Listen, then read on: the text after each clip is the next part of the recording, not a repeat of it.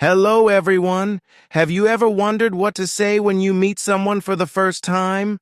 How do you make that first impression, especially if you're still working on your English? Don't worry, we're going to figure it out together, step by step. You're not alone in this, and by the end of this video, you'll feel so much more confident. Let me tell you about my student, Bella. Bella moved to a new city last year, and she didn't know anyone. She felt nervous because she wasn't very confident about her English. She told me, "I always feel shy when I meet new people. The words just don't come." But I told her, "You don't need to say fancy things. Just start small. Even simple English can make you feel connected to someone." And you know what? Bella practiced day by day, and now she talks to people easily. So be like Bella. Just start small. When you introduce yourself, you usually say 4 basic things: your name, where you're from, something about your work or studies, and maybe a little fun fact about yourself. That's it. That's all you need to get started. You're not giving a long speech, just a few sentences to help the other person learn about you. Let's break it down. First, your name. This is the easiest part. You say something like, "Hi, my name is Anna," or "Hello, I'm Jack." Isn't that simple? No need to rush or feel worried. Speak clearly so the other person can hear your name. You can even smile when you say it. Smiling makes you feel more confident and makes the other person feel comfortable. When Bella practiced this, she stood in front of the mirror and said, "Hi, my name is Bella," again and again until she liked the way she said it. You can try that too if you want. Next, you can say where you're from.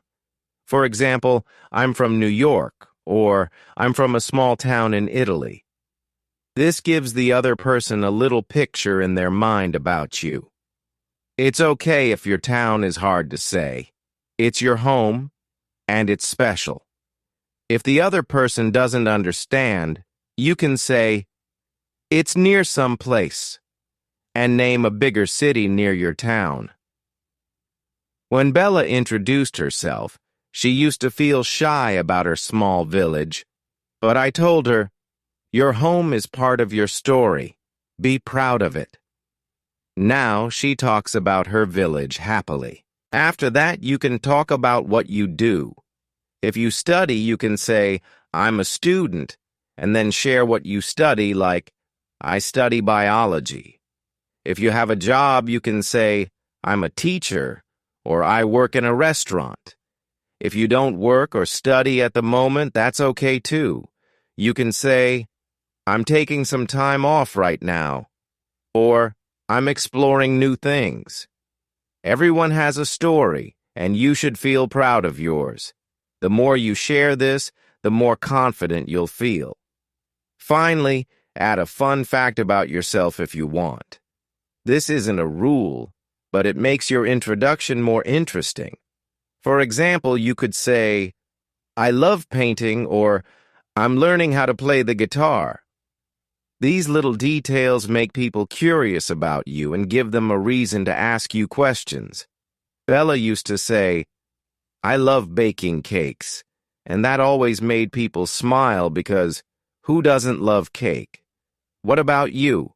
What's one small thing that makes you happy?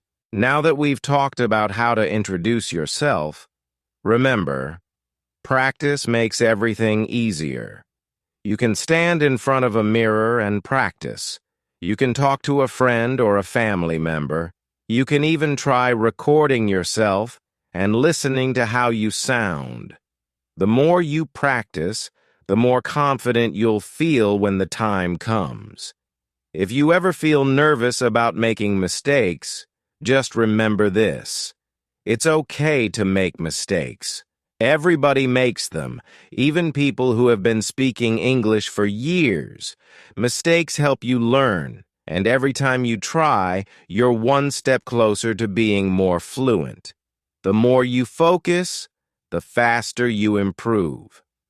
So go ahead and give it a try. Practice your name, where you're from, what you do, and a little something about yourself. You can write your own short introduction and practice saying it aloud. If you want to, write it in the comments below.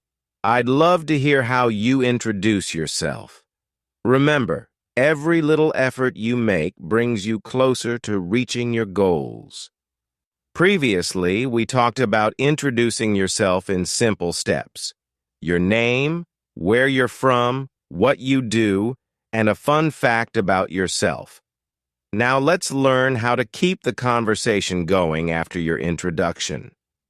Because when you meet someone new, you don't want the talk to stop after you say, "I'm Anna." You want to ask questions and share more, right? Don't worry. This will be fun and simple. Let me tell you about my friend John. John used to hate meeting new people. He didn't know what to say after introducing himself.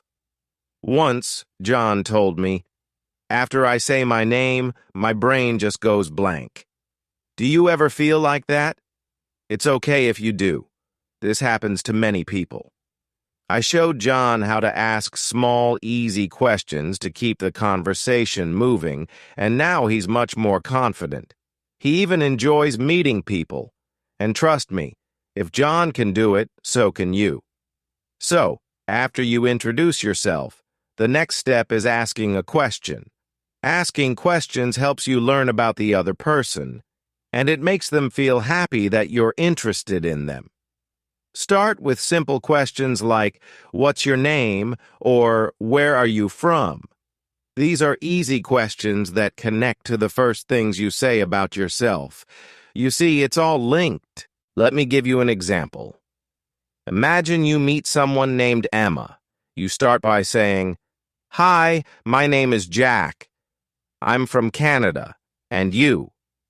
Just by adding "and you," at the end, you make the other person feel included. Emma might reply, "I'm Emma. I'm from Australia." Now you're having a conversation.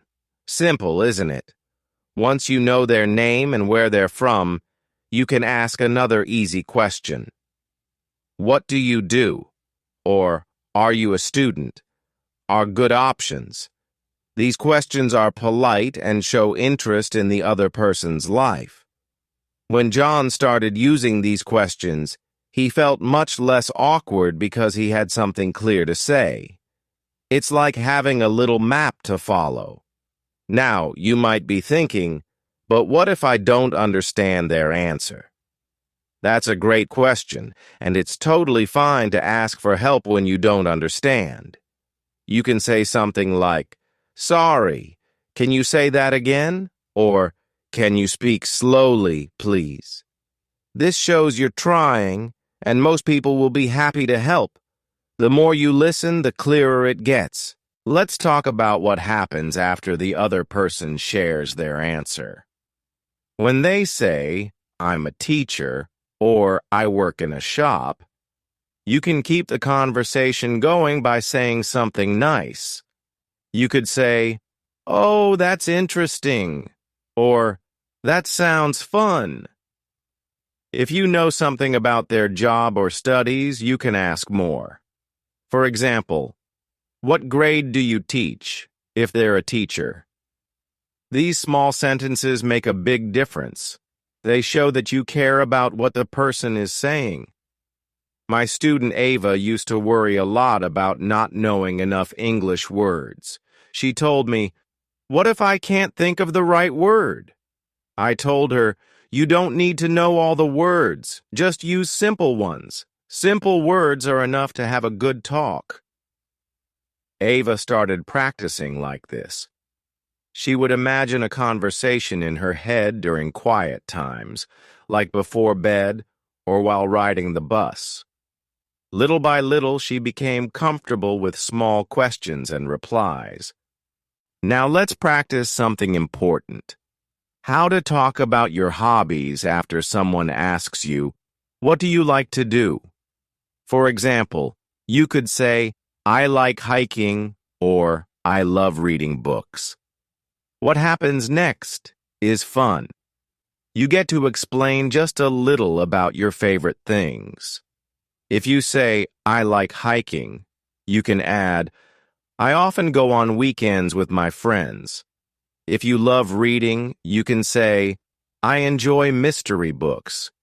These little sentences make you sound more comfortable and interesting. The more you speak, the more confident you feel.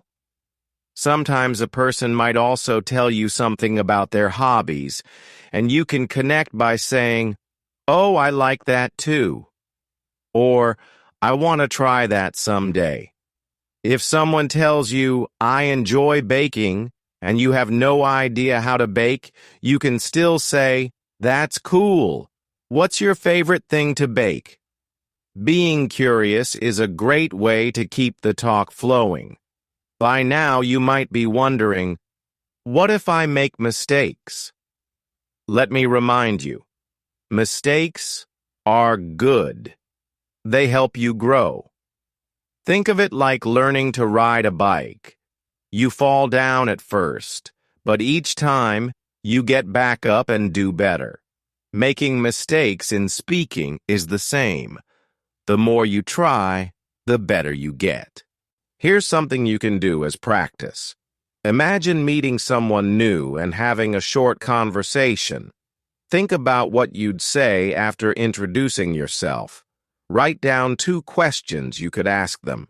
For example, do you like music? Or, what's your favorite food? Practicing like this will make real conversations easier for you. You can even practice by talking to yourself in English at home. Trust me, it works. Remember, starting conversations is just like planting a small seed. With practice and attention, your confidence will grow. The more you practice, the more easier it becomes. You can try having small talks in safe spaces, like with a friend who knows a little English, or even your family if they're willing to help. What do you think so far? I'd love to hear which part you feel most excited or nervous about. Share it if you can. And don't forget, every small step brings you closer to your fluency goals. Always be proud of every effort you make. Keep practicing.